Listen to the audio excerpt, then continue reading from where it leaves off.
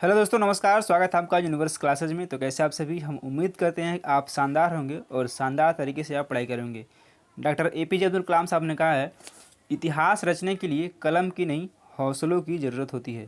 तो ये आपके अंदर वो हौसला है, वो जज्बा है, वो जुनून है टीजीटी और पीजीटी में सिलेक्शन लेने का, तो आप इतिहास ज़रूर रचेंगे। हमें आशा नहीं बल्कि पूरी उम्मीद है कि आप ऐसा ज़रूर करेंगे। चलिए शुरुआत करते हैं आज के सेशन की। और आज हम बात करने वाले हैं टीजीटी और पीजीटी के लिए भूगोल के प्रैक्टिस नंबर 12 की। तो आइए देखते हैं, महत्वपूर्ण क्वेश्चन है, जहां आवश्यकता होगी क्वेश्चन की व्याख्या की जाएगी। तो आप जो है पेन और पेपर जरूर लेके बैठें। चलिए देखते हैं आज के इस महत्वपूर्ण सेशन को। पहला क्वेश्चन है चैलेंजर गर्त। ये इंपॉर्टेंट क्वेश्चन है। कहाँ स्थित है? प्रशांत महासागर में, हिंद महासागर में, अंध महासागर में या फिर उत्तरी ध्रुव सागर में? तो जो चैलेंजर गर्त है वो प्रशांत महासागर में स्थित है। ऑप्शन नंबर ए बिल्कुल सही है। और ये विश्व का सबसे गहरा गर्त चैलेंजर गर्त है, या फिर इसी को मेरियाना गर्त भी कहते हैं, जो कि प्रशांत महासागर के मेरियाना आइलैंड के पूर्वी भाग में स्थित है। तो यदि आपको चैलेंजर गर्त ना मिले, मेरियाना मिले, तब भी आप इसको जरूर लगाएं। ग्रीनविच के 75 डिग्री पूर्व देशांतर का प्रति ध्रुवस्थ देशांतर है 105 डिग्री पूर्व, 105 डिग्री पश्चिम, 175 डिग्री पश्चिम या फिर 155 डिग्री पश्चिम। तो कौन सा है? ये आपका है 105 डिग्री पश्चिम। बी ऑप्शन बिल्कुल करेक्ट है। मानचित्र पर जानकारी की मात्रा निम्नलिखित में से किस पर निर्भर करती है? स्केल और अभिसामयिक संकेतों पर, मानचित्र के डिजाइन और रूपरेखा पर, प्रकाशक और इसकी कंपनी पर, या फिर मानचित्र के रंग और छपाई की विधि पर? तो यह निर्भर करती है स्केल और अभिसामयिक संकेतों पर। ए ऑप्शन बिल्कुल करेक्ट हो जाएगा। जो मानचित्र की जो जानकारी होती है वह होती है मात्रा और स्केल की अभिसामयिक संकेतों पर निर्भर करती है।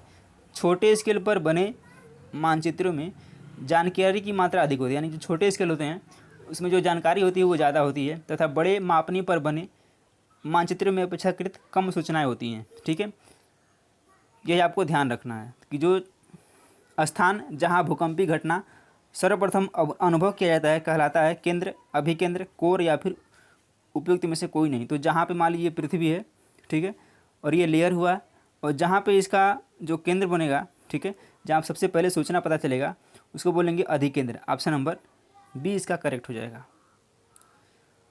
अधिकतर पर्वत निर्माणकारी हलचलें उत्पन्न होती हैं पृथ्वी की आवरण परत में से, मेंटल में से, क्रूड में से या फिर एस्थेनोस्फीयर में से? तो ये जो उत्पन्न होती हैं एस्थेनोस्फीयर में से। डी ऑप्शन इसका बिल्कुल करेक्ट है।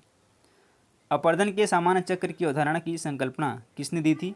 डेविस डब्ल्यू.एम ने, पैंक डब्ल्यू ने, स्ट्राहलर ए ने, या फिर थानबरी डब्ल्यू.डी ने? तो किसने की थी? ये की थी ऑप्शन नंबर ए डेविस डब्ल्यू.एम ने। ऑप्शन नंबर ए बिल्कुल करेक्ट हो जाएगा।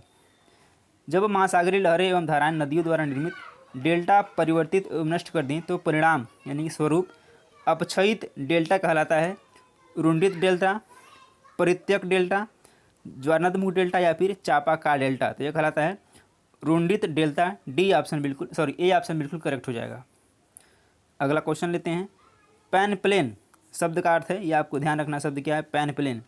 वातीय अपर्दन से निर्मित समतल सतह, नदी द्वारा निर्मित अपर्दनात्मक स्थल रूप, वृद्धाश्रम नदी चक्र द्वारा निर्मित समतल सतह, या फिर मानवीय हस्तक्षेप निर्मित समतल सतह? तो ये क्या है? यह है नदी द्वारा निर्मित अपर्दनात्मक स्थल रूप। बी ऑप्शन इसका बिल्कुल करेक्ट है। नदी अपर्दन से विकसित भू आकृतियों का निम्नलिखित में से कौन सा सही क्रम है? तंग घाटी, तलहटी मैदान, बाढ़ी मैदान, डेल्टा? इसका ऑप्शन नंबर सी बिल्कुल करेक्ट हो जाएगा। सबसे पहले आएगा तंग घाटी, फिर तलहटी मैदान, फिर बाढ़ी मैदान, उसके बाद आएगा डेल्टा। बी ऑप्शन बिल्कुल इसका बिल्कुल करेक्ट हो जाएगा। फियार्ड तट रेखा निम्नलिखित के कारण निर्मित होती है? भू पृष्ठित अपर्दित तट का अधोगमन, हिमनदित तट का अधोगमन, नदी निक्षेप या फिर समुस्वी अपर्दन? तो यह जो निर्मित होता है हिमनदी तट द्वारा, हिमनदी तट का अधोगमन। बी ऑप्शन इसका बिल्कुल करेक्ट है।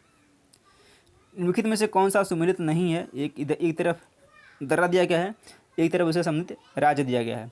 थालघाट पूछा है कौन सा सुमेलित नहीं है, तो थालघाट कहाँ पे है? थालघाट है आपका महाराष्ट्र में। पालघाट गोवा, भोरघाट केरल और दीफू अरुणाचल प्रदेश। तो थालघाट करेक्ट है, महाराष्ट्र में है, और दीफू भी करेक्ट है, ये भी दीपो जो दर्रा है ये है अरुणाचल प्रदेश में, लेकिन जो पाल घाट है और जो भोर घाट है, पाल घाट कहाँ पे है, तो पाल घाट जो है आपका है,